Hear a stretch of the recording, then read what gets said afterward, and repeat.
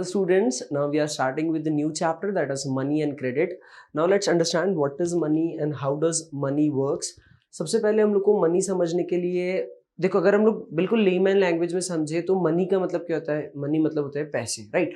अब पैसे का मतलब क्या होता है? पैसे क्या काम आते हैं? पैसे की बेसिस पे हम लोग क्या क्या कर सकते हैं? देखो, एक्चुअल में जो हमारी इकोनॉमी है, जहाँ हम लोग हमारा लाइवलीहुड अर्न करते हैं, वहाँ सारे ही ट्रांजैक्शन किसके थ्रू होते हैं? मनी के थ्रू होते हैं। बट ये मनी अभी रिसेंट कुछ ईयर्स के अंदर आया, राइट? मतलब कुछ 50-100 साल 150 साल के बीच में मनी का लॉन्च हुआ है। इसके पहले क्या होता था? इसके पहले भी तो ट्रांजैक्शंस होते होंगे, गुड्स एक्सचेंज होते होंगे, एक दूसरे के कुछ ना कुछ तो ट्रांजैक्शंस होता होगा। तो कैसे मनी आया, क्या क्या मनी फंक्शंस परफॉर्म करता है, वो सारी चीज़ें हम लोग को इस चैप्टर के अंदर देखना है। तो सबसे पहले अगर हम लोग बात करें what is the evolution of money या मनी आया कैसे, तो सबसे पहले क्या चलता था? Barter system. बार्टर सिस्टम के बारे में हम सबको पता है कि बार्टर सिस्टम को C2C इकोनॉमी भी बोला जाता है, क्योंकि यहाँ पर commodities were exchange for the commodities. अब भाई बार्टर सिस्टम के जैसे एग्जाम्पल में भी गाय का फोटोग्राफ देखा है, तो गाय के बदले मतलब गुड्स है आपके पास और गुड्स के बदले आपको गुड्स को एक्सचेंज करना है। फिर इसके कुछ ड्रॉबैक्स है, राइट, जो कि हम लोग अभी आगे देखेंगे। तो बार्टर सिस्टम के कुछ ड्रॉबैक्स है। इसके कारण क्या हुआ? हम लोग के पास जितने भी प्रीशियस मेटल्स है, राइट, जैसे गोल्ड, सिल्वर, ठीक है, तो ये यूज में होने लगे एक ट्रांजैक्शंस के लिए, ट्रेड करने के लिए। इसके बाद में गोल्ड का सबसे बड़ा ड्रॉबैक पता क्या होता था? लोगों गोल्ड क्योंकि प्रीशियस होता था तो हर किसी के लिए इंपॉर्टेंट होता था, तो गोल्ड जब ट्रांजैक्शन के लिए आता था, एक्सचेंज के लिए आता था, तो लोग उसको स्टोर करके अपने घर में रख लेते थे, राइट। तो इसके कारण इकोनॉमी से गोल्ड का फ्लो होना जो होता मार्केट से कम हो गया। तो फिर क्या करा? सोचा कि भाई हम लोग क्या करें, मेटलिक कॉइन्स का यूज करें। अलॉय कॉइन्स आने लग गए, ठीक है। मेटलिक कॉइन्स के भी कुछ ड्रॉबैक्स हुए। मेटलिक कॉइन्स क्या होते थे? हैवी होते थे। अब अगर मुझे लॉन्ग टर्म मतलब मुझे ज्यादा दूरी पे जाना है, ठीक है, डिस्टेंस ट्रेवल करना है, तो ये मेरे लिए बहुत डिफिकल्ट होता था इतने हैवी कॉइन्स को लेकर ट्रेड करना, ठीक है। इसके साथ क्या हुआ बाद में? फिर एक और इजी सब्स्टिट्यूट ढूंढा कि पेपर कॉइन्स मतलब पेपर करेंसी लेकर आए, राइट। पेपर करेंसी क्या होता है? रिलेटिवली इससे क्या होते हैं? हल्के होते हैं, प्लस ये हम लोग ज्यादा दूर तक भी ले जा सकते हो, इतना प्रॉब्लम क्रिएट नहीं करेगा। बट इसके भी ड्रॉबैक्स देखने को मिले कि भाई अगर पानी वानी चला गया, जलवल गया, तो कोई काम का नहीं रहा हमारा। इसके बाद कौन सी करेंसी लॉन्च की गई? प्लास्टिक करेंसी और प्लास्टिक कार्ड्स, मतलब बैंकिंग करेंसी का मार्केट में चलने लगा। डेबिट कार्ड्स और क्रेडिट कार्ड्स यूज करने लगे। जब डेबिट कार्ड्स और क्रेडिट कार्ड्स आने लगे, इसका पता है क्या फॉर्म था? कि आपके पास ये होना जरूरी है, आपके पास डेबिट कार्ड और क्रेडिट कार्ड उस पर्टिकुलर पॉइंट पे होना चाहिए, और सामने पास वो कार्ड स्वाइप मशीन या कुछ ऐसा सोर्स जैसे ATM, जहां से हम जाकर क्या कर सकें, ये पैसे निकाल सकें। तो इसकी जगह क्या सोचा? अब ये हर जगह मिलना डिफिकल्ट होने लगा, तो क्या करा? इलेक्ट्रॉनिक मनी यूज, क्योंकि मोबाइल फोन तो आजकल हर किसी के पास होने लगा, तो जैसे पेटीएम, गूगल पे, फोन पे, इस टाइप की करेंसीज लॉन्च, मतलब इस टाइप का मार्केट में चलाना है। इवन बैंकिंग सिस्टम भी क्या पे शिफ्ट हो गया। उन्होंने भी क्या करा? अब इलेक्ट्रॉनिक मनी के ऊपर सारे ट्रांजैक्शन इलेक्ट्रॉनिकली होने लगे। अब यहां तक तो क्या होता था? ये अभी तक चलते आ रहे थे, ये अभी हम सबको पता है कि यहां तक हुआ है। लेकिन ये जो है क्रिप्टो करेंसी, ये मार्केट में कुछ नई चीज है।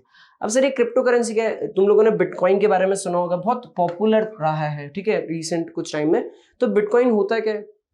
अभी तक मेरी बात समझना, अगर हम लोग रुपीज की बात करें, मान लो मेरे पास 1000 रुपए का कोई नोट है, ठीक है, ये 1000 रुपए का नोट, 1000 जोड़ो 500 का था तो बंद हो गया, ठीक है। अगर हम लोग पकड़ के 500 के दो नोट है, ठीक है, 500 के मेरे पास दो नोट है, न्यू करेंसी। अब अगर ये आज से 2 साल पहले भी रहेगी, तो उसकी जब मैंने लिए होंगे 2017 में लिए, तो उस टाइम पे भी इसकी डिनोमिनेशन क्या है? 500 है। अगर मैं इसको 2027 में भी देखूं, अगर होपफुली वापस डिमोनेटाइजेशन ना हो, ठीक है, तो 27 तक भी क्या होगा? इसकी करेंसी की जो डिनोमिनेशन में 500 ही रहेगी और इसकी वैल्यू भी 500 ही रहेगी, ठीक है, ना तो डिक्रीज होगी ना इंक्रीज होगी। यहां तक सब चीज में वही होता रहा। तो लोगों को कुछ नया चाहिए था। अभी लोगों ने क्या कहा कि यार हमारी मनी की जो डिनोमिनेशन है वो तो सेम है, चेंज क्यों नहीं हो रही है? भाई फ्यूचर में जब महंगाई भी बढ़ रही है, भाई अब महंगाई बढ़ रही है ना, राइट। पहले आज से 5 साल पहले जो चीज हम 500 में खरीदते थे, क्या आज वही चीज 500 में आ रही है क्या? ऑब्वियसली नहीं। तो ऐसे उन्होंने बोला कि यार महंगाई बढ़ते जा रही है, बट मनी की वैल्यू तो उतनी की उतनी है। तो उन्होंने बोला कि हमारी मनी की वैल्यू भी क्या होना चाहिए? Over a period of time पे इंक्रीज होना चाहिए। तो उसके लिए क्या किया गया? क्रिप्टो करेंसी लाएगी। हर कंट्री ने क्रिप्टो करेंसी को एक्सेप्ट नहीं करा है। इट इज, हम लोग बोल सकते हैं कि ये सॉफ्टवेयर से कोडिंग की जाती है, ठीक है, ये कंप्यूटर जनरेटेड करेंसी होती है और इसकी value over a period of time पे इंक्रीज होती है। जैसे एन एग्जांपल अगर मैं दिखाऊं, 2011 की अगर हम बात करें, तो 2011 में 1 bitcoin is BTC, right, 1 BTC is equal to $1। आज अगर अपन देखें 21 में, तो ये इसकी एक बिटकॉइन की वैल्यू कुछ $25,000 से वेरी करती है, यहां से लेकर $50,000 तक भी पहुंच गई है। ठीक है, अब सोचो कि इसकी जो $1 की कीमत थी वो 25,000 से 50,000 के बीच में कहीं ना कहीं फ्लक्चुएट करती है। मतलब ये वैल्यू गिरती भी है और ये वैल्यू बढ़ती भी है। मैं तुमको डायरेक्ट 50,000 भी बता सकता था, बट 25 क्यों बताया? क्योंकि ये value over a period of time कभी बढ़ भी सकती है और कभी गिर भी सकती है। बट ये क्या होता है, इसका अगर प्लस पॉइंट देखें तो ये 500 आज है, 10 साल बाद भी 500 ही रहेंगे। लेकिन इट माइट बी पॉसिबल जैसे 2011 और 21 की बात करें तो एक बिटकॉइन की कीमत 50,000 तक पहुंच गई।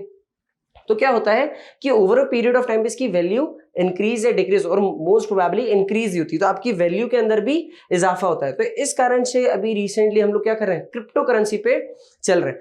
हम लोगों की इंडियन गवर्नमेंट ने क्रिप्टो करेंसी को एक्सेप्ट नहीं करा, इसको लीगली एक्सेप्ट नहीं करा कि हाँ आप इसको ट्रेड कर सकते हो, राइट।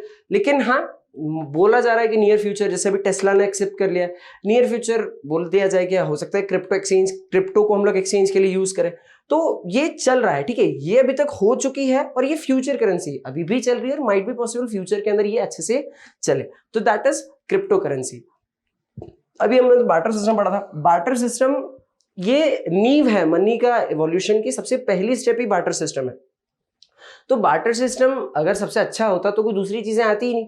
बार्टर सिस्टम में भी कुछ ड्रॉबैक्स हुएंगे, जिस कारण से क्या हुआ, हम लोगों ने दूसरे फॉर्म्स ऑफ मनी को देखा। तो बार्टर सिस्टम के ड्रॉबैक्स क्या थे? सबसे पहला ड्रॉबैक या मोस्ट इंपॉर्टेंट ड्रॉबैक की अपन बात करें बार्टर सिस्टम की, तो बार्टर सिस्टम के अंदर देखो जैसे यहां पर बताया है कि यहां पर डबल कोइंसिडेंस ऑफ वॉन्ट्स होना चाहिए। सॉरी, देखो डबल कोइंसिडेंस ऑफ वॉन्ट्स की बात करें यहां पर। अब sir double coincidence of wants क्या होता है? डबल कोइंसिडेंस ऑफ वॉन्ट्स यानी मान लो जैसे मेरे पास एक एग्जांपल आएगा अभी यहां पर, फॉर एन एग्जांपल, ये जैसे एग्जांपल नोटिस करो, यहां पर ये व्यक्ति है, इसके पास क्या है, ये जूते सुधारने का काम करता है, ठीक है, कॉबलर है। और ये एक व्यक्ति है जिसके पास ग्रेन्स है, ठीक है। इसने क्या बोला कि मैं आपको जूते दे दूंगा, बट जूते के बदले आपको क्या देना पड़ेगा, मुझको ग्रेन्स चाहिए। इस व्यक्ति ने क्या बोला, भाई साहब मुझे जूते चाहिए ही नहीं, मुझे अगर ट्रेड करना है तो मुझे जूते के बदले क्या दो, आप क्लॉथ्स दो। तो फेल हो गया यहां पर। ये ट्रेड पॉसिबल कब होगी, जब इसके जूते के बदले ये इसको ग्रेन्स दे दे, ठीक है। That is double coincidence of wants, यानी ये व्यक्ति प्लस ये व्यक्ति दोनों अपनी वॉन्ट्स को कोइंसाइड कर रहे हैं। लेकिन यहां पर फेल हो गया क्योंकि ये तो रेडी है लेकिन ये व्यक्ति इसको देने के लिए रेडी नहीं है। अब अगर इस व्यक्ति को इससे ट्रेड करना है तो क्या करना पड़ेगा, इसको कोई ऐसा व्यक्ति ढूंढना पड़ेगा जिसको शूज के बदले जो इसको क्लॉथ्स दे सके, ठीक है। और जब ये क्लॉथ्स देगा तो क्लॉथ्स के बदले फिर इसके पास आके क्या लिखा है, वीट लेगा। तो ये वाली चीज क्या हो सकती है, मतलब जैसे ये वाला जो ये ट्रेड करने के लिए उसको क्या करना पड़ेगा, ऐसा आदमी ढूंढना पड़ेगा, which is very difficult to find. मतलब डबल कोइंसिडेंस वाले को फाइंड करना हमारे लिए डिफिकल्ट हो जाता था। इस कारण से बार्टर सिस्टम जो था वो फेल देखने को मिला। जैसे यहां पर देखो, अगर भाई इस बुक्स के बदले इसको बनानास, ये ट्रेड अगर पॉसिबल होती, इसको सामने वाला ऐसा व्यक्ति मिल जाता है तो पॉसिबल है, और अगर नहीं मिला तो ये फेल हो जाती है। प्लस अब जैसे यहां पर कमोडिटीज को कमोडिटीज के बदले आप एक्सचेंज करते हो, मतलब डबल कोइंसिडेंस ऑफ वॉन्ट्स तो एक है ही है, एक मोस्ट इंपॉर्टेंट या एसेंशियल ड्रॉबैक भी बोल दो, फीचर भी बोल दो। बट इसके दूसरे ड्रॉबैक्स भी है कि आप स्टोर नहीं कर सकते। मैंने जैसे एग्जांपल दिया, भाई 500 का नोट अगर मैं आज रखता हूं तो भाई 5 साल बाद भी वो 500 का नोट 500 रुपए का ही होगा, ठीक है। लेकिन भाई अगर आज मेरे पास गाय है, ठीक है, एग्जाम्पल के तौर पर गाय रख लेता हूं मैं, अगर मेरे पास आज कोई भी एक कमोडिटी है, 5 साल बाद क्या होगा उसकी वैल्यू, भाई गाय तो बछड़े से बड़ी हो जाएगी गाय। ऐसे ही अगर मैं ग्रेन्स की बात करूं तो माइट भी पॉसिबल 5 साल बाद खराब हो जाए। तो इसकी वैल्यू क्या होती है, ये पेरिशेबल होता है, ठीक है, जिसको ज्यादा टाइम तक मैं स्टोर नहीं कर सकता हूं, या इसकी वैल्यू में भी चेंज हो जाए फ्यूचर में, या तो खराब भी हो जाए, या जो गाय जिस तरीके से आपने पहले देखी थी वो फ्यूचर तक आते आते बढ़ जाए। तो ये चीजें क्या होता है कि इसको स्टोर नहीं कर सकते। तो इसकी वजह से बहुत सारे दूसरे ड्रॉबैक्स भी थे। ये मीडियम ऑफ एक्सचेंज के लिए तो अप्रूव था, मतलब मीडियम ऑफ एक्सचेंज के लिए हाँ आप कर सकते हो, लेकिन हर टाइम आपको ऐसा व्यक्ति ढूंढना जिसके पास डबल कोइंसिडेंस हो जाए तो वो रेयर टू फाइंड होता था। इस कारण से बार्टर सिस्टम क्या हो गया, फेल हो गया। और यही प्लस पॉइंट किसका रहा, मनी का। अब अगर मनी आया तो मनी के लिए जैसे मैं किसी के पास जाऊंगा कि भाई मुझे ग्रेन्स चाहिए, तो वो ग्रेन्स वाले को अगर वीट, जो ग्रेन है वीट लेना है मान लो, अगर उसको क्लॉथ्स भी चाहिए तो मैं उसको मनी दूंगा, वो मुझसे क्या लेगा, मुझे ग्रेन्स दे देगा, और वो उस मनी के बदले किसी क्लॉथ्स वाले के पास जाएगा, उसे मनी देगा और ट्रेड कर लेगा। तो मनी ने ये फीचर बहुत अच्छे से करा कि यहाँ पर डबल कोइंसिडेंस ऑफ बॉन्ड्स वाला जो फीचर था वो बहुत फीजिबल रहा, दोनों ने इजीली उसको क्या करा, एक्सेप्ट कर लिया। अब अगर बात करते हैं जैसे हम कुछ भी चीज डे टू डे ट्रांजैक्शन में गुड्स लेना हो, सर्विसेज लेना हो, हम इजीली क्या कर सकते हैं, उसको ट्रेड कर देते हैं दोनों ही पार्टीज, ठीक है, दोनों ही पार्टी अग्री कर लेगी बाय और सेल करने के लिए, वो लोग मना नहीं करेंगे नहीं यार भाई हमको थोड़ी चाहिए मनी की, क्योंकि वैल्यू हर किसी के लिए। और हाँ एक चीज और क्या होता था, जैसे एग्जाम्पल करो कि एक काऊ है और मेरे पास वीट है, तो मुझे काऊ की जो वैल्यू है इन टर्म्स ऑफ वीट भी डिसाइड करना है। अगर वीट नहीं मुझे शूज है तो मुझे काऊ की वैल्यू शूज की टर्म में भी डिसाइड करना है, ठीक है। फिर शूज के साथ कोई और भी चीज हो तो मुझे हर, मान लो ये पेन ही है, तो हर एक प्रोडक्ट की मेरे को बहुत सारे डिफरेंट प्रोडक्ट्स के साथ, कमोडिटीज के साथ उसकी वैल्यू डिसाइड करना है, विच is very difficult.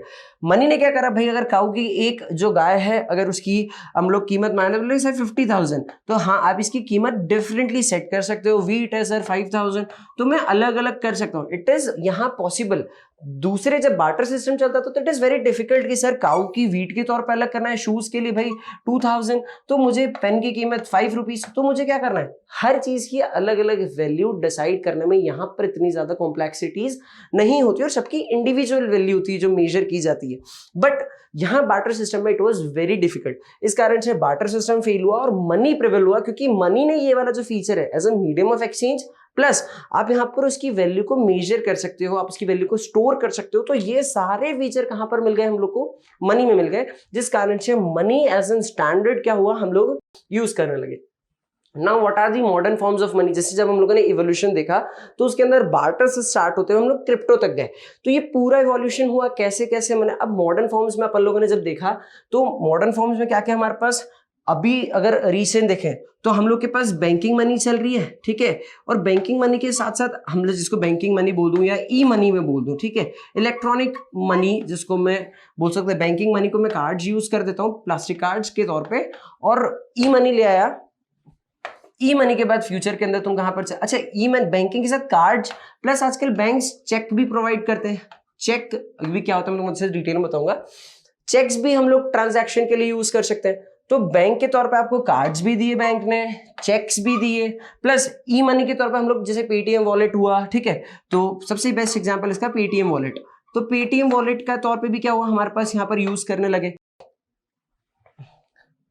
Paytm wallet के साथ क्या हुआ, जस्ट अ सेकेंड, हाँ पेटीएम वॉलेट्स के बाद क्या हो गया, अब हम लोग क्रिप्टो तक भी जा सकते हैं, तो ये क्या हो गई, ये हमारी मॉडर्न करेंसी बोल सकते हैं, राइट। अब मॉडर्न करेंसीज के अंदर इन्होंने क्या बताया, देखो पहले क्या होता था, जैसे हम लोगों ने अलग अलग फेजेस देखी, ये पहले का सीन है भाई, मुझे अगर ग्रेन्स चाहिए तो मुझे ग्रेन्स के बदले सामने वाले को कुछ देना पड़ेगा, बट अब क्या है, अब ग्रेन्स में मनी के बदले ट्रेड कर सकता हूं, सामने वाला मुझे इजीली मना नहीं करने वाला ना, तो ये मनी का सबसे एडेड एडवांटेज हम लोग को देखने को मिल गया। क्योंकि पहले क्या होता था, जैसे देखा है कि अर्ली एजेस में कैटल्स, ग्रेन्स इनको यूज करते थे ट्रेड करने के लिए, बट अब ऐसा नहीं होता।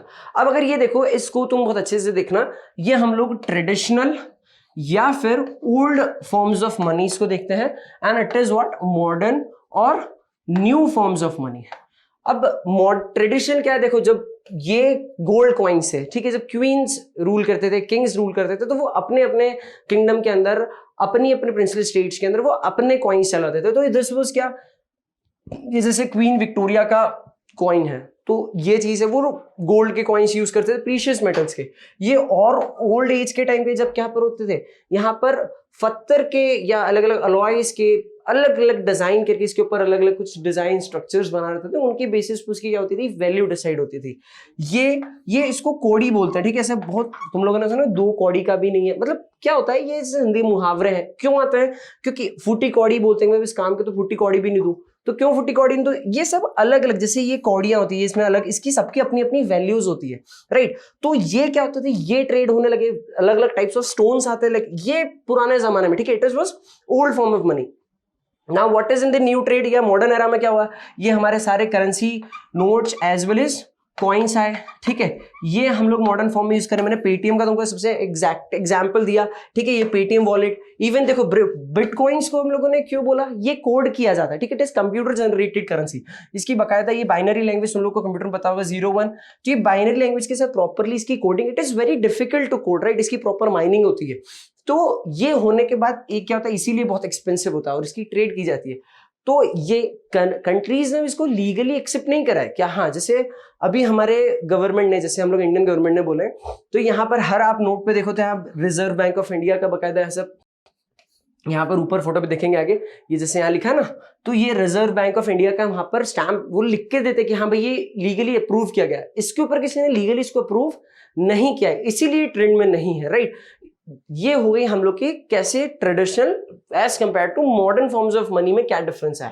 Now what is currency, currency paper के फॉर्मेट में भी है और कॉइन्स के फॉर्मेट में भी है। हर कंट्री की अपनी अलग सेपरेट करेंसी होती है, ठीक है। जैसे हम लोग के इंडिया की बात करें तो इंडिया के अंदर हम लोग क्या यूज करते हैं, हम लोग के पास रुपीस है। अगर हम यूएसए की बात करें तो वो लोग क्या करते हैं, डॉलर को एज ए करेंसी यूज करते हैं, ठीक है। चाइना में जाएं तो वो लोग येन, ऐसे अलग अलग कंट्रीज वाले अलग अलग क्या करते हैं, अपनी करेंसीज को यूज करते हैं। और वो कंट्री की जो गवर्नमेंट होती है, ठीक है, तो वो जो गवर्नमेंट होती है वो उसको अप्रूव करती है, सबसे पहली बात। अब गवर्नमेंट के साथ जैसे हमारे इंडिया में मिनिस्ट्री ऑफ फाइनेंस है, ऐसे हर कंट्री के अंदर अपनी फाइनेंस मिनिस्ट्री होती है और एक सेंट्रल बैंक होता है, ठीक है। अभी पढ़ेंगे अपन डिटेल में जो सेंट्रल बैंक होता है। हमारे इंडिया का सेंट्रल बैंक कौन है, हमारे इंडिया का सेंट्रल बैंक है RBI, which is reserve bank of India. तो ये रिजर्व बैंक ऑफ इंडिया क्या करता है, अप्रूव करता है करेंसीज को कि हाँ ये भैया हमारी लीगल टेंडर मनी है। Now what is legal tender money, legal tender money क्या होता है, यहां पर इन मनी को आप एज ए लीगली एक्सेप्ट कर सकते हो, गवर्नमेंट ने अप्रूव कर दिया। हर किसी चीज को गवर्नमेंट मनी नहीं बोलती है कि ये भी मनी। अगर आज जैसे कॉइन, मैं तुमको नोट दिखाता हूँ, एक सेकंड, जस्ट अ सेकंड, हाँ। जैसे ये तुम्हारा आरबीआई है, ठीक है, इस आरबीआई ने क्या करा, आज अगर 500 का नोट है तो 500 के नोट पे सब बकायदा लिख के रखते हैं कि भैया मैं जो भी बियरर है उसको 500 रुपए देने का वादा करता हूँ। गवर्नर का नीचे सिग्नेचर होता है, तो ये आरबीआई अप्रूव है। अगर आरबीआई ने आज मेरी घड़ी के ऊपर, ठीक है, मेरी वॉच है और इस वॉच के ऊपर आरबीआई के गवर्नर ने साइन करके लिख दिया कि इसकी वैल्यू 500 और आप उसको ऐसा 500 ट्रेड कर सकते हो, तो ये लीगल टेंडर हो जाएगी। जब तक गवर्नमेंट ने उसको लीगली एक्सेप्ट कर लिया, उस पर गवर्नर के सिग्नेचर मिल गए, तो उसको क्या करेंगे हम लोग, एक्सेप्ट कर लेंगे for the medium of exchange, ठीक है। आगे बात करते हैं। प्लस जो हमारा आरबीआई है, रिजर्व बैंक ऑफ इंडिया, जिसका भी मैंने तुम लोग को मन दिखाया था, ये किसके बिहाफ पे, अभी अपन लोग कह रहे हैं finance ministry of government of India. तो ये गवर्नमेंट ऑफ इंडिया के बिहाफ पे क्या करता है, करेंसीज प्रिंट करता है। अब इससे दोनों में डिफरेंस होता है। देखो हमारे इंडिया में कुछ करेंसी नोट्स भी है as well as currency coins भी है। अब तुम लोगों को ये बताना है मुझे कि सर जो नोट्स होते हैं वो कौन प्रिंट करता है और जो कॉइन्स होते हैं वो कौन छापता है। ये तुम लोग के लिए फॉर योर नॉलेज में बता देता हूं कि नोट्स जो है ये भी गवर्नमेंट ऑफ इंडिया के द्वारा ही होते हैं और इसका भी गवर्नमेंट ऑफ इंडिया का रूल होता है, लेकिन दोनों अलग अलग डिपार्टमेंट्स के द्वारा प्रिंट किए जाते हैं और इशू किए जाते हैं। तो ये तुम लोगों को बताना है कमेंट्स के अंदर कि सर ये कैसे सीन होता है। आगे चलते हैं। Now deposits with the bank. अब बैंक्स क्या होता है, हम लोग को बैंक पता है। देखो दो प्रकार के बैंक होता है, मैं तुम लोग को बैंकिंग सिस्टम के बारे में बता दूं। ये बैंक हम लोगों ने देखा, एक होता है सेंट्रल बैंक और दूसरे होते हैं हमारे कमर्शियल बैंक्स। सेंट्रल बैंक के बारे में हम लोगों ने जब देखा तो इट इज आरबीआई। ये एक कंट्री का एपेक्स या इंपॉर्टेंट बैंक होता है आरबीआई, ठीक है। ये सारे कंट्री के functions, monetary functions, policies, government के बिहाफ पे ये सारा क्या करता है, काम करता है। और कमर्शियल बैंक्स क्या होता है, जो जनरली हम लोग बैंक्स देखते हैं, जैसे हम लोग एसबीआई को देख लें, ठीक है, पीएनबी को देख लें, तो ये क्या है एक्सेट्रा। याद रखना ये there are n numbers of bank, बहुत सारे बैंक्स हो सकते हैं कमर्शियल, लेकिन सेंट्रल बैंक सिर्फ आरबीआई ही है। इन सभी बैंक्स को सुपरवाइज करने का काम भी किसका होता है, आरबीआई का होता है। अब ये कमर्शियल बैंक्स करते क्या है, देखो एक्चुअल में करते क्या है, यहां पर हम लोग ने पढ़ा कि people deposit money with these banks. हम लोग क्या करते हैं, इन बैंक्स के अंदर अपना पैसे डिपॉजिट करते हैं by opening a bank account on their, मेरे अपने नाम पे मैं क्या करूंगा, यहां पर अपना एक बैंक अकाउंट, सही फॉर एग्जांपल अगर मैं एसबीआई लेता हूं तो एसबीआई के अंदर भाई मेरा नाम आदेश है, तो मैंने क्या करा, आदेश के नाम से क्या करा, बैंक अकाउंट ओपन करा। इसमें मैंने अपनी अपनी डिटेल्स दी और इसके अंदर अब मैं मेरी मनी को क्या कर सकता हूँ, सेव कर सकता हूँ और अलग अलग जो भी मेरे को बैंकिंग ट्रांजैक्शंस करना है वो यहाँ पर रखता हूँ।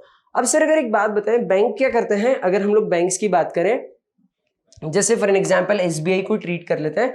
अब बैंक पैसे कैसे कमाते हैं, जैसे मैंने भाई आदेश ने क्या करा, आदेश के पास मनी थी तो इसने क्या करा, अपनी मनी किसके पास रखा, ये चलो इधर एसबीआई के पास चलते हैं, इसने एसबीआई को दिया। अब ऐसे बहुत सारे, मैंने मेरी मनी, मेरे पास ही मनी आई, मैंने मेरी मनी से फॉर एग्जांपल मेरे पास बोला कि सर 10,000 रुपीज है ना, तो मैंने 10,000 रुपीज क्या करा, इसको दिया एसबीआई को।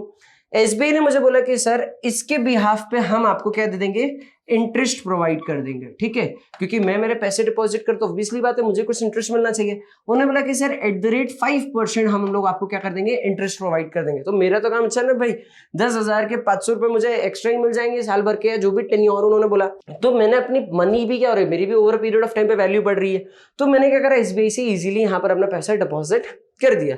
जैसे ये दीज आर, जिसके पास पैसे होते हैं इकोनॉमी में, दे आर सेवर्स, ठीक है, इनको मैं सेवर्स बोलता हूं, plus they are also known as surplus section, ठीक है, इनको क्या बोला जाता है, surplus section of society. Plus अब ये एसबीआई क्या करेगा, चार डालेगा क्या मेरे पैसों का, नहीं, अब ये एसबीआई क्या करता है, इसके पास एसबीआई का एक सिस्टम है, मतलब एसबीआई इन द सेंस जितने भी कमर्शियल बैंक है वो सब, वो क्या करेंगे, अपने ये जो पैसे हैं इस पैसे में से कुछ पैसे अपने पास इन फॉर्म ऑफ रिजर्व रख लेंगे, ठीक है, क्यों, क्योंकि बहुत सारे अकाउंट होल्डर्स होते हैं, राइट। अब उन लोगों को कभी अगर जरूरत हो डे टू डे ट्रांजैक्शंस के लिए, विड्रॉ करने के लिए पैसे की जरूरत हो, तो वो लोग क्या करेंगे, अपने पास कुछ पैसा इन द फॉर्म ऑफ रिजर्व रख लेंगे, और बाकी आरबीआई क्या करेगा, लोन के तौर पे चला देगा। लोन पे चलाने से क्या होगा, अब जरा देखो पूरी बैंकिंग प्रोसीजर समझते हैं अपन लोग कि बैंक्स कैसे काम करती है। ये डिमांड डिपॉजिट अभी टॉपिक आएगा, मैं बकायदा आराम से समझाऊंगा, पहले प्रोसेस समझ लेते हैं। ये हम लोगों ने रखा हमारा एसबीआई, ठीक है, क्या कोई भी कमर्शियल बैंक्स, ये एक सेक्शन जिसको हम लोगों ने आदेश रखा था, ये जो इकोनॉमी में कौन है, ही इज दी सेवर, और इसको आपने क्या बोला था, ये जिसके पास सरप्लस है इकोनॉमी में फंड्स का, ठीक है। अब ये क्या करेगा, आदेश ने अपने फंड्स एसबीआई के पास रखे, एसबीआई ने बोला कि इसके बदले हम आपको क्या दे देंगे, इंटरेस्ट दे देंगे। ये अपना सरप्लस फंड जिसने पा करा और इसके बदले पे इसने इसको इंटरेस्ट चुका दिया। नाउ व्हाट हैपन, ऐसे ही कुछ इकोनॉमी के अंदर जैसे आदेश है, एक सैंपल पर लिखते हैं सैम करके एक पर्सन है, तो ये सैम क्या होगा, इसको फाइनेंस की जरूरत थी, इसको फंड्स की जरूरत थी, तो ये किसके पास गया, ये गया एसबीआई के पास कि sir I need funds, please provide me some funds. इसने क्या करा, अपने कुछ, अब ऐसी थोड़ी हर किसी को मंजन में देगी क्या, ये फोकट में देने वाली है बैंक, भाई इसकी कुछ एलिजिबिलिटी क्राइटेरिया भी तो होना चाहिए ना। तो on the basis of some eligibility criteria क्या करते हैं ये लोग, उसको पहले चेक करते हैं कि हाँ क्या ये पर्सन सच में जेन्युइन है, इसे लोन दिया जा सकता है, will he able to repay the funds, तो उसके बेसिस पे क्या करा जाएगा, इसको फंड्स प्रोवाइड किया जाएगा, जो भी इसकी एलिजिबिलिटी क्राइटेरिया, जो बैंक्स के नॉर्म है उसके हिसाब से। यहां पर अगर इसको फ्री में फंड्स देंगे क्या हम लोग, नहीं, अगर इसको सेवर बोला या सरप्लस बोला तो ही वॉज द नीडी, ठीक है, इसको जरूरत ही पैसे की, इसको हम लोग डेफिसिट भी बोलते हैं, ठीक है। ये वो सेगमेंट हो गया जो डेफिसिट सेक्टर है इकोनॉमी के अंदर। इस व्यक्ति ने क्या करा, इस फंड्स लिए बैंक से, और इसके बदले यहां पर इसने फंड्स लिया इन द फॉर्म ऑफ लोन, ठीक है, इन द फॉर्म ऑफ लोन इसने से पैसा लिया, और अब क्या करेगा, ये इसको इंटरेस्ट चुकाएगा, ठीक है, ये क्या करेगा, इसको इंटरेस्ट चुकाएगा। अब उस इंटरेस्ट से क्या होगा, देखो बैंक सर कैसे कमाती है, तो वो सीन देखो यहाँ पर। इसने फॉर एन एग्जाम्पल, जब आदेश ने अपने 10,000 रुपीज, हम लोग एग्जाम्पल के तौर पर समझते हैं, 10,000 रुपीज यहाँ गए, 10,000 रुपीज यहाँ पर बोला, और उन्होंने बोला कि एट द रेट 5% आपको क्या मिल जाएगा, आपके पैसों पे इंटरेस्ट मिल जाएगा। तो सर यहाँ काम हो गया। ये आया, बोले सर मेरे को 10,000 की जरूरत थी, तो इसने क्या करा, 10,000 रुपए इसे सैम को लोन पे दे दिए, और इस सैम को बोला कि भाई तेको मुझे बैंक को, मतलब तेको बैंक को इंटरेस्ट पे करना पड़ेगा एट द रेट 15%। तुझे जरूरत है पैसे की, मैं तुझे पैसे प्रोवाइड कर रहा हूं, तुझे 15% चुकाना पड़ेगा। तो ये जो डिफरेंस थे रेट्स में 5% और ये 15%, इन दोनों के जो रेट्स के डिफरेंस थे, ये किसकी कमाई हो गई, बैंक की। क्यों, क्योंकि सर इस 15% में से 5% इसने इसको दे दिया, और 10% से क्या कर रहा, अपना पैसा कमा लिया। तो ये इस सिस्टम के थ्रू बैंक से करती है, अपना पैसा कमाती है। और बैंक के अंदर मैंने रिजर्व का भी सिस्टम बताया कि ये 10,000 है ना, ये तो एक इंडिविजुअल सेवर की बात करी आदेश, ऐसे बहुत सारे सरप्लस सेक्शन होते इकोनॉमी में।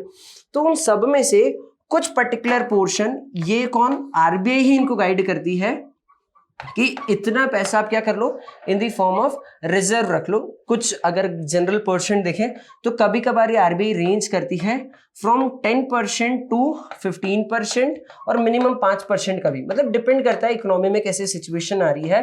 तो इन परसेंट के बेसिस पे क्या करती है आरबीआई, बोलती है कि अब जैसे 10% तो 10,000 का 10%, फॉर एग्जाम्पल अगर हम लें तो 1,000 रुपए, तो 1,000 रुपए क्या करेगी बैंक्स अपने पास रखेगी और बचे हुए 9,000 क्या करेगी, वो लेंड कर देगी इकोनॉमी के अंदर। तो इस तरीके से क्या होता है इकोनॉमी के अंदर, देखो जो भी सिस्टम था उस तरीके से इकोनॉमी में बैंक्स मनी क्रिएट करती है और इस तरीके से प्रोसेस चलती है, बैंक इस तरीके से पैसा कमाती है ना। डिमांड डिपॉजिट क्या होता है, डिमांड डिपॉजिट से ना जब मैं डिमांड करने जाऊंगा तो मेरे बैंक अकाउंट में जो, मेरे सेविंग अकाउंट में जो पैसे हैं वो मुझे वापस दे देंगे, दैट इज डिमांड डिपॉजिट। इसको चेकेबल डिपॉजिट भी बोला जाता है। चेकेबल डिपॉजिट क्यों, क्योंकि मैं किसी को चेक ड्रॉ करूंगा और वो मुझे क्या कर देगा, उसके बिहाफ पे पे कर देगा। अब चेक कैसे होता है, देखो चेकेबल डिपॉजिट और डिमांड डिपॉजिट क्या होता है, दिस इज दी एक स्पेसिमेन ऑफ चेक। अब चेक कैसे होता है, यहाँ पर बकायदा बैंक का नाम है, किस बैंक का चेक है, ठीक है। यहाँ पर जिस व्यक्ति के अकाउंट में मुझे पे करना है ये उसका नेम हो गया, जितने रुपीस मुझे सामने वाले के अकाउंट में पे करना है ये उसके रुपीस, जिस अकाउंट से ट्रांजैक्शन हो रहा है, ठीक है, तो उस अकाउंट का यहाँ पर नंबर हो गया, यहाँ पर उस अकाउंट, यहाँ पर इन रुपीस के अंदर वो लिखा जाएगा, यहाँ पर सिग्नेचर हो जाएगी, यहाँ पर डेट, पर्टिकुलरली जिस डेट को मैं वो चेक डालने वाला है, क्लियर होने वाला है, उस डेट का मैं चेक दूंगा। अब यहां पर देखना, दिस इज नोन एज, ये जो नंबर होता है ये चेक नंबर होता है, ये बहुत इंपॉर्टेंट होता है हमारे बैंक में जो लिखा था ना स्टेटमेंट में, वो ये चेक नंबर ये वाला लिखा आता है। प्लस ये होता है MICR कोड। MICR कोड मतलब मैग्नेटिक इंक कैरेक्टर रीडर, एक यूनिक कोड होता है, ठीक है। इस यूनिक कोड से बैंक आइडेंटिफाई करती है कि ये जो चेक है वो पर्टिकुलर किस अकाउंट में है, किसका होगा, इस चेक पे क्या डिटेल्स होने वाले हैं। तो ये कंप्यूटराइज फॉर्मेट से क्या होता है, पूरी प्रोसेस होता है। अब एक चीज नोटिस करना, अगर इस चेक होता क्या, ये एक ऐसा पेपर है, इसको पहली बात सबसे इंपॉर्टेंट, ये देखो यहाँ पर बैंक का नाम क्यों लिखा है, ये गवर्नमेंट ने अप्रूव नहीं करा है, ये सबसे इंपॉर्टेंट ध्यान रखना, रिजर्व बैंक ऑफ इंडिया ने लिखा है। अगर आरबीआई या गवर्नमेंट ऑफ इंडिया लिखा होता और वो बोलता तो तुम इसे लीगल टेंडर मनी यूज कर सकते, लेकिन गवर्नमेंट ने बोला है क्या, नहीं। ये तो हमको बिल्कुल ICICI बैंक पे भरोसा है या जिस बैंक में हमारा अकाउंट है उस पर हमको भरोसा है कि यार नहीं यार ये बिल्कुल सही होगा। तो हमारे जो व्यक्ति है, जैसे से फॉर एग्जांपल ये क्या है, अंकित तिवारी, राइट, तो ये अंकित तिवारी जी जो भी पर्सन है, और ये जिसका मान ले यहाँ पर मुकेश नाम हो इसका, तो ये मुकेश जो व्यक्ति है इसके अकाउंट से पैसे निकल के किसके अकाउंट में जाएंगे, मुकेश के अकाउंट से पैसे निकल के अंकित तिवारी इस अकाउंट से पैसे निकल के इस अकाउंट में जाने वाले। तो ये इस अकाउंट वाले को भी भरोसा है बैंक पे, प्लस इस अकाउंट वाले को भी भरोसा है, तो उसके बिहाफ पे क्या होता है, यहां से पैसे कट के इस अकाउंट में चले जाएंगे। This is how check works. और यहां तो अकाउंट टू अकाउंट है, अगर मैं बैंक में जाऊंगा और यहां पर देखो, ये चीज हमेशा नोट करना, यहां पर इस साइड देखना, यहां पर नॉर्थ वेस्ट इसको बोलते हैं, इस कॉर्नर में क्या है, कुछ भी अगर लाइन नहीं है तो मैं बैंक के पास चेक जाऊंगा और चेक के बदले बैंक मुझे पैसे दे सकता है, राइट। मैं अगर हार्ड कैश विड्रॉ करना चाहता हूं उन्हें चेक दूंगा और उसके बदले हार्ड कैश ले लूंगा। लेकिन अगर यहां पर इस तरीके से दो लाइन या अकाउंट पे ऐसा कुछ लिखा गया तो ये क्या होगा, सिर्फ डायरेक्ट इस व्यक्ति के अकाउंट से निकल के इस व्यक्ति के अकाउंट में ही जाएगा, ठीक है। तो ये बेसिक्स होना चाहिए, तुम लोग छोटे हो, तुम लोग को पता होना चाहिए किस तरीके से चेक ड्रॉ करना है, मिस्टेक्स नहीं करना। तो ये इस तरीके से क्या होता है, चेक वर्क करता है, बैंक के अंदर पैसे जो है वो एक अकाउंट से कट के दूसरे अकाउंट में जाते हैं। Now loan activities of the bank, मैंने तुम लोगों को बैंकिंग सिस्टम का पूरा स्ट्रक्चर तैयार करा है, तुम लोगों को सिखाया कि बैंक किस तरीके से वहां पर क्या होता है, एक्टिविटीज परफॉर्म करती है क्रेडिट पे। अब देखो ये क्या होता है, बैंक जैसे मैंने बताया था ना, small proportion of their deposit in cash, वो अपने पास कुछ रख के रखती हैं और बाकी का पैसा क्या कर देती है, लैंड कर देती है लोन के लिए, और वो एक पर्टिकुलर टेन्योर के बाद क्या हो जाता है, वो उसे रीपे करना रहता है।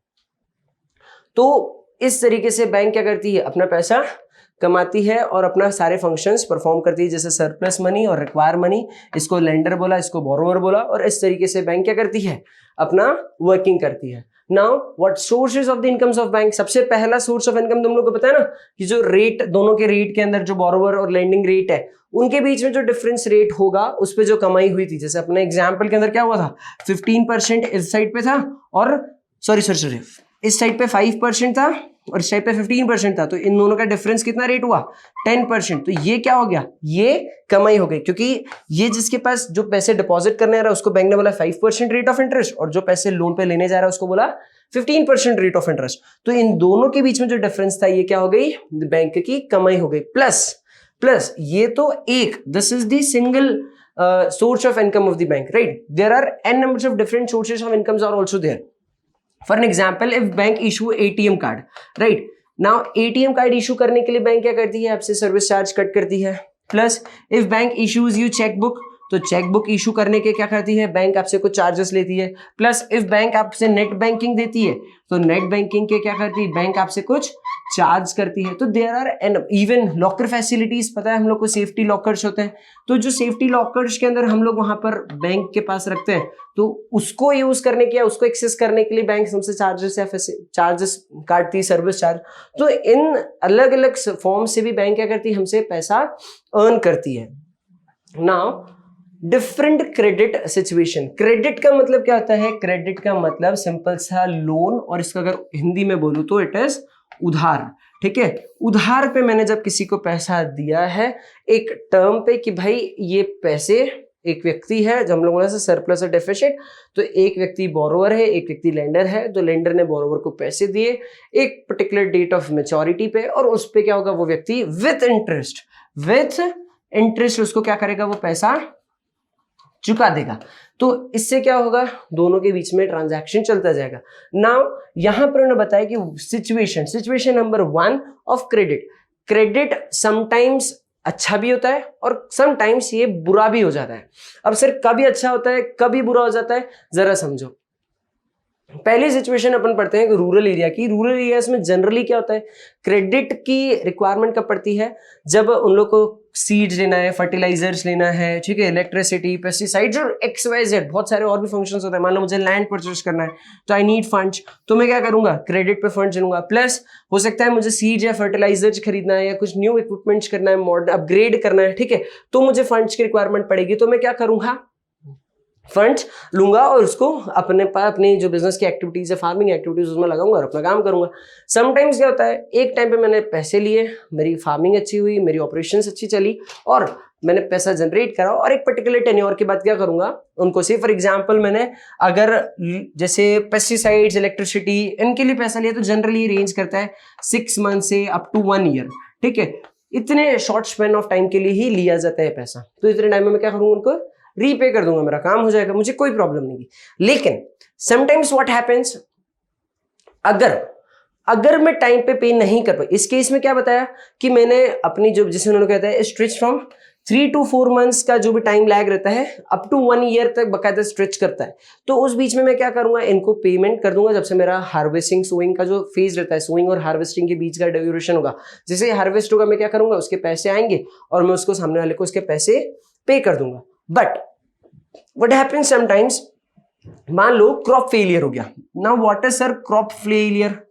क्रॉप फेलियर मतलब भाई मैंने 10,000 रुपए की इसमें मान लो क्रॉप्स लगाई थी एंड आई वाज एक्सपेक्टिंग, मैंने 10,000 काय पे लिए थे सर, मैंने लोन पे लिए थे, ठीक है, एंड आई वाज एक्सपेक्टिंग कि ये 10,000 रुपीज की क्रॉप जब मैं मार्केट में सेल करूंगा तो ये मुझे 30,000 रुपीज देकर जाएगी। ठीक है, तो 30,000 रुपीज में से मैं क्या करूंगा, सामने वाले को 10,000 रुपीज प्लस जो भी उसका इंटरेस्ट होगा वो पे करके कम से कम नहीं करके 15,000 रुपए तो मैं कमा ही लूंगा। बट समटाइम्स व्हाट हैपेंस, ये मेरी जो क्रॉप है ये फेल हो गई। ठीक है, फेल हो गई यानी सड़ गई, खराब हो गई। ठीक है, अब अगर ये सड़ गई, खराब हो गई तो उस केस में क्या होगा, जो मैं मार्केट में एक्सपेक्ट कर रहा था 30,000, उसकी जगह हो सकता है मुझे 1,000 रुपए का मतलब 10,000 ही मिले। समटाइम्स ये भी हो सकता है। तो अब मेरे को क्या करना पड़ेगा, 10,000 जिससे लिए थे उस व्यक्ति को पूरे 10,000 दे दिए, उसको इंटरेस्ट नहीं पे कर पाया। अब क्या होगा, चल भाई ठीक है, उससे फिर कोई लोन लूंगा किसी दूसरे व्यक्ति से इसको इंटरेस्ट पे करने के लिए और मेरी एक्टिविटीज चला पाऊंगा। अब अगर 10,000 की जगह ये सोचो इफ 5,000 ही आए तो क्या होगा, ये व्यक्ति जिसने मेरे को 10,000 का लोन दिया था तो आ जाएगा ना भैया कि भाई मेरे को पैसे दे, उसको लेना देना है क्या कि आपकी क्रॉप फेल हुई है, कि आपका क्रॉप, उसने तो आपको लोन दिया है, ये बोलेगा भाई मेरे पैसे, तो तुमको क्या करना पड़ेगा, 5,000 जो इधर से आए वो इसको दोगे प्लस 5,000 रुपए और जितना इंटरेस्ट उसको पे करना था, से फॉर एग्जांपल 1,000 रुपीज, तो 6,000 का लोन कहीं और से लोगे।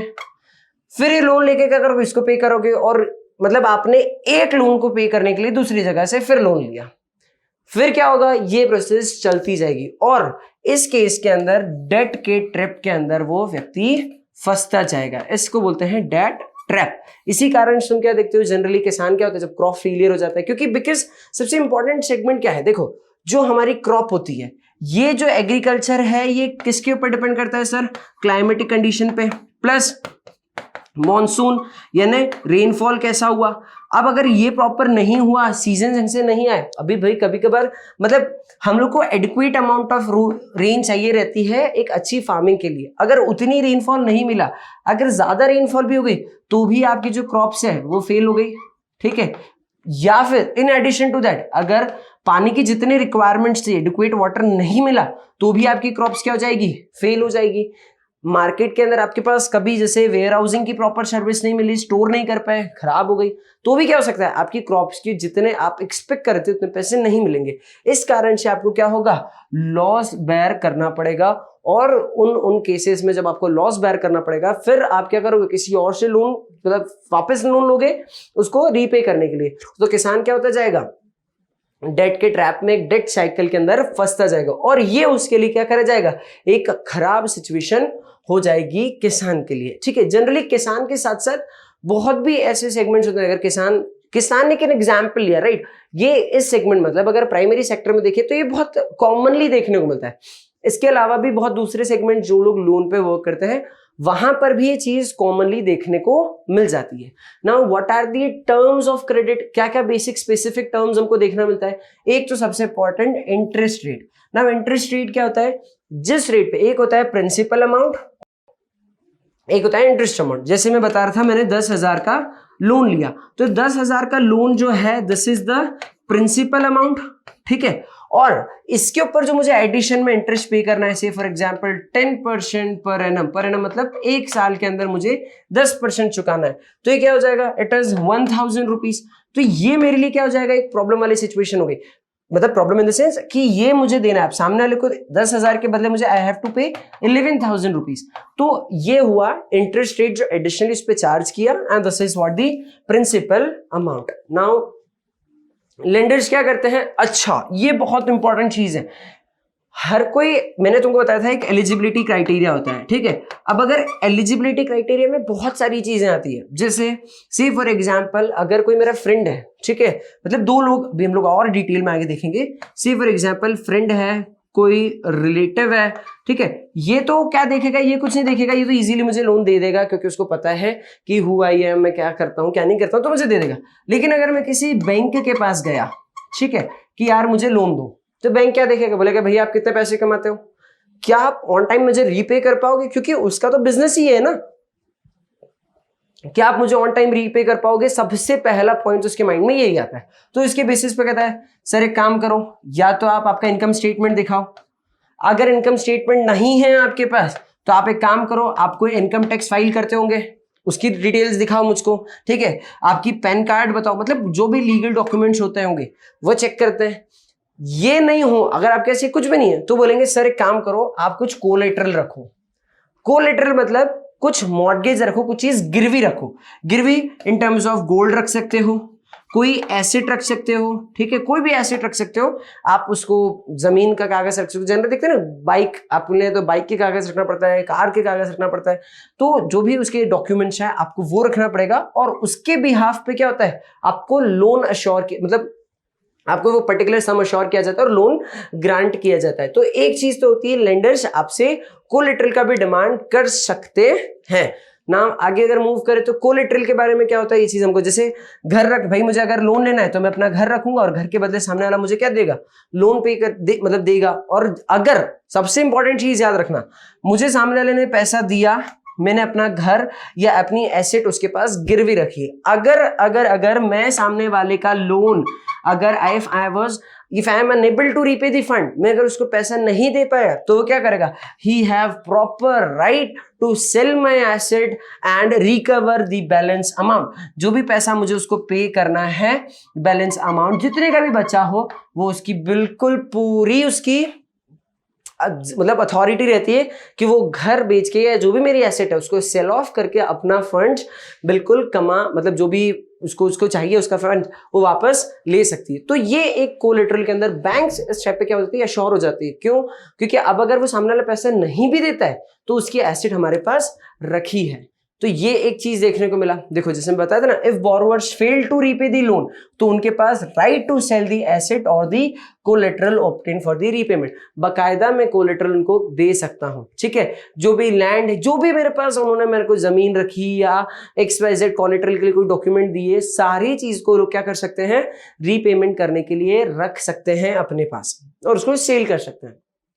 नाउ मैंने तुमको बताया था, देखो एक तो लोन के लिए मैंने तुमको मेरे फ्रेंड और रिलेटिव का नाम लिया है ना, तो ये अपना रखा एक फ्रेंड रिलेटिव, या फिर मैंने दूसरा नाम रखा था बैंक का, ठीक है। अब जरा देखो, ये भी एक सोर्स ऑफ क्रेडिट है, मैं इससे भी क्रेडिट ले सकता हूं, और एक ये भी सोर्स ऑफ क्रेडिट है, मैं इससे भी क्रेडिट ले सकता हूं। अब अगर फ्रेंड है, कोई रिलेटिव है, ठीक है, कोई मनी लेंडर है, कोई बिजनेस मर्चेंट है, ठीक है, कोई ट्रेडर है, मैं किसी से भी पैसे लोन पे तौर पे अगर लूंगा तो इसको बोला जाएगा इनफॉर्मल सेक्टर, ठीक है। This is known as informal sector, जो बता रहा हूं formal as well as informal sector. तो इनसे लोन लिया तो ये हो जाएगा मेरा इनफॉर्मल सेक्टर। वेयर इज अगर किसी बैंक के पास, कोई कोऑपरेटिव सोसाइटी के पास गया मैं, है ना, या सेल्फ हेल्प ग्रुप, ठीक है, ये भी कुछ होते हैं, बताऊंगा आगे क्या होता है। तो इनसे अगर लोन लिया तो ये सेगमेंट कौन सा आ जाता है, इसको बोला जाता है फॉर्मल सेक्टर।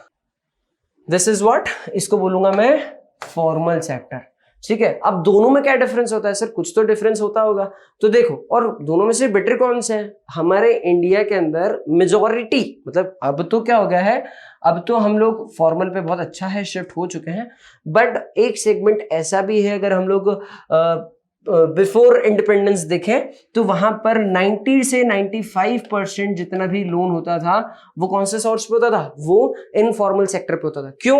क्योंकि ये लोग आपसे बहुत ज्यादा फॉर्मेलिटीज नहीं करते। ये लोग क्या करते हैं, जानता है कोई लीगल आपको डॉक्यूमेंटेशन की रिक्वायरमेंट नहीं है, इनका मेन काम पैसा कमाना, मतलब मुझे तो हेल्प कर रहे हैं ना, या हो सकता है कुछ मनी लेंडर से जिनका पैसा ही लोन देके पैसा कमाना है, तो बात अलग है। तो ये लोग क्या करते हैं, इन्होंने फंड दिया तो ये बहुत लीगल जो जितने भी डॉक्यूमेंट्स होते हैं, डॉक्यूमेंटेशन, जैसे मैंने आपको बताया था कि पैन कार्ड देखेंगे, आपका इनकम स्टेटमेंट देखेंगे, टैक्स का देखेंगे, तो ये इतनी सारी चीजें नहीं देखते हैं।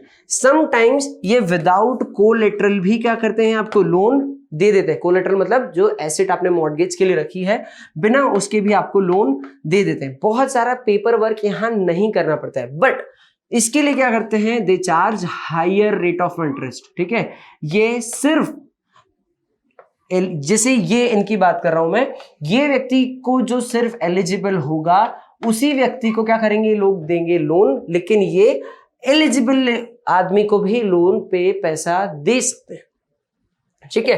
तो एक चीज इसका है, और ये आधी रात को भी पैसे दे देते हैं। इन लोगों का एक प्रॉपर सिस्टम होता है, ठीक है, कि इस सिस्टम के थ्रू एक पर्टिकुलर टेन्योर होता है, एक पर्टिकुलर प्रोसीजर होती है, उसके सबको थ्रू टाइम, मतलब उसके प्रोसेस को क्रॉस करना पड़ता है, और उसके बाद आपको क्या होता है, लोन सैंक्शन किया जाता है, अमाउंट आपको मिलता है। बट इसके अंदर इतना कुछ रहता नहीं है। प्लस जैसे for example they are charging, if they are charging 10% rate of return, they use to charge इससे कम, ठीक है, they use to charge around 4 to 5%, 4 to 5 तो नहीं पढ़ सकता है, पर 5 से 6% रख लेते हैं, ठीक है। 5 से 6% क्या करते हैं ये लोग, यस हो गया, 5 से 6% क्या करते हैं ये लोग, इंटरेस्ट चार्ज करते हैं। मतलब they charge relatively low rates of interest as compared to the informal sector, ठीक है। ये फ्रेंड्स, रिलेटिव्स और ये लोग चीज में आते हैं। अब देखो, अगर हम इनकी बात करते हैं, जैसे कोऑपरेटिव्स, तुम लोगों ने बैंक सुन लिया होगा, रिलेटिव्स, ये तो कॉमन चीज है, यहां तो देखने को मिलते हैं। लेकिन सर जो कोऑपरेटिव्स हैं वो क्या होता है, पहले एक बार ये चीज देखो, रिजर्व बैंक ऑफ इंडिया के मैंने बता रखा था, ये सुपरवाइज करता है सभी फॉर्मल सेक्टर। उसको फॉर्मल सेक्टर नाम ही क्यों दिया, बिकॉज उसके ऊपर क्या होती है, रिजर्व बैंक ऑफ इंडिया की नजर होती है, इसके अंडर, इसके सुपरविजन में ही वो लोग क्या करते हैं, परफॉर्म करते हैं अपने सारे फंक्शन। ये उन्होंने बताया, देखो सिस्टम किस तरीके से क्रेडिट किया जाता है, रिलेटिव्स, लैंडलॉर्ड्स, कोई और एजेंसीज, ठीक है, बैंक्स, गवर्नमेंट, इनकी तरह से क्या होता है इकोनॉमी में लोन को दिया जाता है। आज भी कहीं ना कहीं भाई मेजॉरिटी तो नहीं ले सकते, लेकिन स्टिल 20 to 25% सेगमेंट ऐसा है जहां पर अभी भी इनफॉर्मल सेक्टर क्या करता है, वर्क करता है। अब एक चीज तुमको बताता हूं, कोऑपरेटिव्स क्या होता है, कोऑपरेटिव्स, और दूसरा तुम लोगों ने देखा विच इज, मैंने तुमको बोला था सेल्फ हेल्प ग्रुप्स, ये क्या चीज होती है। इसके साथ एक और चीज है, ठीक है, जिसको बोलते हैं किसान क्रेडिट कार्ड स्कीम। ये भी एक गवर्नमेंट ऑफ इंडिया का बहुत अच्छा इनिशिएटिव है। कोऑपरेटिव सोसाइटी अगर इसको देखें तो इसको संस्थाएं बोलते हैं, राइट। ये संस्था का इनका मेन काम क्या होता है, जैसे आप नोटिस करोगे आपके एरिया के अंदर क्लॉथ मार्केट है तो क्लॉथ मार्केट की अपनी ट्रस्ट होगी, सराफा मार्केट होता है तो सराफा मार्केट की अपनी ट्रस्ट होती है, कोई कास्ट वाली भी इसमें जैसे जैन्स लोग आते हैं तो जैन माइनॉरिटी ट्रस्ट बन जाती है, ठीक है, सिख अपनी ग्रुप्स चलाते, तो ऐसे अलग अलग रिलीजन वाले भी अपने अपने क्या करते हैं, कुछ कोऑपरेटिव सोसाइटीज चलाते हैं। इनका प्राइमरी मोटिव क्या होता है, what is the primary motive of these trust. सबसे पहले काम, जो इनके मेंबर्स होते हैं क्लॉथ मार्केट ट्रस्ट के अंदर, जो क्लॉथ मार्केट के अंदर जो बिजनेस करते होंगे वो लोग, सराफा मार्केट में जो सराफा मार्केट में बिजनेस करते होंगे, जैन कम्युनिटी के अंदर जो जैन कम्युनिटी, ऐसे अलग अलग कम्युनिटीज वाले क्या करते हैं, अपने मेंबर्स इसके अंदर मेंबर्स बनते हैं और उन मेंबर्स को for their credit requirements at the low rate of interest वो क्या करते हैं, उनको क्रेडिट प्रोवाइड करते हैं, ठीक है। इनका काम हो गया कोऑपरेटिव्स। समटाइम जैसे अगर हम लोग इंडिया लेवल पे बात करें तो ये तो हम लोगों ने एरिया वाइज देखा, अमूल, ठीक है, अमूल जो है वो हमारे इंडिया का सबसे बड़ा कोऑपरेटिव मानते हैं, इवन वर्ल्ड के अंदर टॉप नॉच कोऑपरेटिव के अंदर अमूल का नाम आता है। गुजरात के एक प्लेस में वहां पर ये अमूल ऑपरेट कर रहा है, तो वहां पर जितने भी फार्मर्स इनके साथ एसोसिएटेड हैं प्लस जो एम्प्लॉइज इनके साथ एसोसिएट है, if they are in need of credit तो ये उन लोग को मार्केट रेट, मतलब रिलेटिव ने 10% लिया, ठीक है, बैंक आपने 5-6% लिया, ये लोग उससे भी कम परसेंट एट द रेट 2-3% पे ही क्या कर देते हैं अपने मेंबर्स को इंटरेस्ट, मतलब 2-3 rate of percent interest rate पे ही क्या कर देते हैं, आपको लोन प्रोवाइड कर देते हैं। Self help groups, now what is this self help groups, नाम से समझ में आ रहा है सेल्फ मतलब खुद की हेल्प करने वाला ग्रुप। इसके अंदर जनरली क्या होते हैं, 20-25, देखो भी आगे आएगा प्रॉपर, 20-25 लोगों का एक ग्रुप होता है, ठीक है। मान लो से फॉर एग्जांपल 25 मेंबर्स ने अपना क्रेडिट रिक्वायरमेंट्स को मीट करने के लिए ग्रुप बनाया, ठीक है। सबके पास जैसे जैसे पैसे आते जाते हैं ये लोग क्या करते हैं, उसके अंदर अपने ग्रुप के अंदर पैसा ऐड करते रहते हैं, ये 25 मेंबर्स, और इनमें से किसी भी मेंबर को अगर क्रेडिट की रिक्वायरमेंट पड़ती है तो वो क्या कर देते हैं, ये सभी लोग उसको लो रेट ऑफ इंटरेस्ट पे क्या कर देते हैं, या बहुत मिनिमल रेट ऑफ इंटरेस्ट पे क्या करते हैं, उनको उसको लोन प्रोवाइड कर देते हैं। इससे होता क्या है कि एक पर्टिकुलर सेक्शन ऑफ जो ग्रुप्स है, जैसे मान लो जैसे जनरली स्कूल्स के अंदर भी बन जाते हैं, कॉलोनीज के अंदर सबसे कॉमनली देखने को मिलता है ना, तो कॉलोनीज के अंदर दिखता है। कॉलोनीज के साथ ये रूरल एरियाज के अंदर बहुत चल रहा है अभी रिसेंटली। क्या होता है, ये रूरल एरियाज और कॉलोनीज के कुछ मेंबर्स होते हैं, वो मिलते हैं, जैसे तुम लोग वो देखो तारक मेहता वाले सीन के अंदर क्या होता है, गोकुलधाम सोसाइटी के मेंबर्स ने क्या करा, छोटे पैसे मिक्स मिलाए और रख दिया। अब अगर इनमें से किसी को भी मान लो से फॉर एग्जांपल माधवी भाभी को जरूरत पड़ रही है, तो वो क्या करेंगे, सभी लोग उसको at the lowest rate of interest पे पैसे दे देंगे। उससे फायदा क्या होगा कि इनकी सोसाइटी के जो मेंबर्स हैं, मतलब सोसाइटी इन द सेंस इनके ग्रुप के जो मेंबर्स हैं उनका डेवलपमेंट हो रहा है, और ये कोई ज्यादा लंबा लिस्ट नहीं होती, 20-25 लोगों का एक मैक्सिमम ग्रुप बन जाता है, that is self help groups. गांव में भी देखने को मिलता है, और समटाइम्स ये चैनल बढ़ती भी जाती है, पर इससे फायदा क्या होता है, अपने मेंबर्स को बिल्कुल कम से कम रेट पे लोन मिल जाता है। अब अगर हम लोग कोऑपरेटिव्स की देखें तो जैसे मैंने तुमको क्लॉथ मार्केट बताया, सराफा मार्केट बताया, ऐसे ही फार्मर्स क्या करते हैं, अपनी सोसाइटी बना लेते हैं, ठीक है।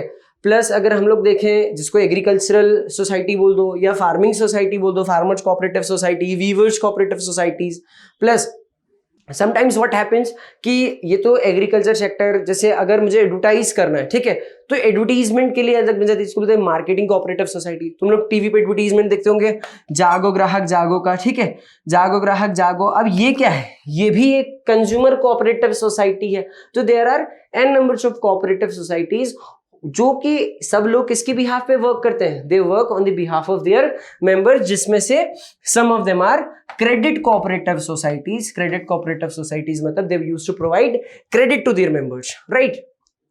जैसे मैं तुमको अमूल का एग्जाम्पल भी दे रहा था, ठीक है, Amul the taste of India. तो अमूल भी एज एन अपनी सोसाइटी के तौर पे वर्क करता है। ये किसका सेगमेंट आएगा, कौन से सेक्टर की बात आएगी, फॉर्मल के informal? This is formal sector के तौर पे। कोऑपरेटिव सोसाइटी भी formal sector, because it is also supervise, मतलब आपको रजिस्टर करना पड़ता है। It is also supervise by the banking sector, या जो सबसे बैंकिंग सेक्टर में एपिक्स पे कौन था, रिजर्व बैंक ऑफ इंडिया। तो उसकी नजर के अंदर इसके क्या होते हैं, ट्रांजैक्शंस होते हैं। नाउ सेल्फ हेल्प ग्रुप्स, मैंने बताया कि मिनिमम 15-20 लोग 25 लोग क्या करते हैं, अपनी सेविंग्स को एक साथ रखते हैं, ग्रुप बनाते हैं और क्या करते हैं, अपनी मेंबर्स के credit requirement minimum rate of interest पे करते हैं। इनको कोई कोलेटरल नहीं देगा, जैसे माधवी भाभी, इनको थोड़ी कोलेटरल रखना पड़ेगा।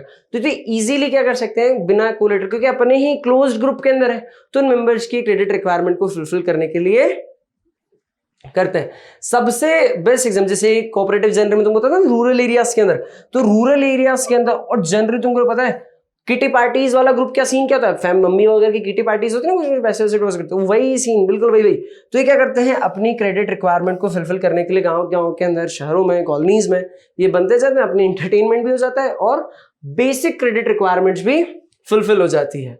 इसके साथ सबसे अच्छा तुमको एक एग्जाम्पल तुम्हारे बुक में दे रखा है, ग्रामीण बैंक ऑफ बांग्लादेश। इसमें क्या करा है, इसमें इन्होंने क्या करा था, कुछ हमारे ये देखो, उन्होंने बताया कि बांग्लादेश सक्सेस स्टोरीज है बांग्लादेश में। यहाँ पर क्या है कि बांग्लादेश के गांव के रूरल एरियाज की कुछ बहुत सारी, मतलब अधिकतर इसके अंदर फीमेल्स ही है, ठीक है। उन लोगों ने मिलकर क्या कर रखा था, 1970 में एक स्मॉल ग्रुप स्टार्ट करा था, जो कि उन्होंने क्या बताया था, ग्रामीण बैंक। ये इस टाइम पे स्टार्ट करा था ग्रामीण बैंक ऑफ बांग्लादेश के नाम से। और इन 2018 अप्रोक्सीमेट कितने मेंबर्स हो गए, 9 मिलियन मेंबर्स। कितना बड़ा अमाउंट है, 9 मिलियन मेंबर्स। और ये 81,600 विलेजेस अक्रॉस दी बांग्लादेश क्या है, ये स्प्रेड हो रहे हैं। तो सबसे बड़ा अगर सक्सेस स्टोरी देखें हम लोग तो ये है। और इसके अंदर देखो बता दो ना, ऑलमोस्ट बोरोवर्स कौन है इसके अंदर, वुमेन्स है और पुअरेस्ट सेक्शन ऑफ सोसाइटी से बिलोंग करती हैं। तो बैंकिंग फॉर दी पुअर, ये लोग क्या करते हैं, अपने सेक्शन जो अपने मेंबर्स होते हैं उन लोगों को उनकी क्रेडिट रिक्वायरमेंट के लिए और उनकी वेलबींग के लिए, क्योंकि एक बात बताओ, क्रेडिट अब जैसे मैं तुम लोग एग्जाम्पल दिया था, किसान ने क्रेडिट लिया कि भाई इसने 10,000 का लोन लिया और उस 10,000 से क्या कर रहा है, वो फार्मिंग कर रहा है। तो ऑब्वियसली बात है, फार्मिंग करेगा, उसके 30,000 आएंगे, जो अपने पूरी चैनल देखी थी ना, तो इससे उसका स्टैंडर्ड ऑफ लिविंग बढ़ेगा ना, उसका लाइवलीहुड जो मेंटेन होगा। तो उसके लिए क्या होता है, ये बेटरमेंट के लिए भी, अपनी लाइफ को अपग्रेड करने के लिए भी क्रेडिट प्रोवाइड किया जाता है। तो sometimes it act as a good thing for them. तो उसके लिए क्या होता है, ये वर्क करता है। And this is it in this chapter. Thank you so much.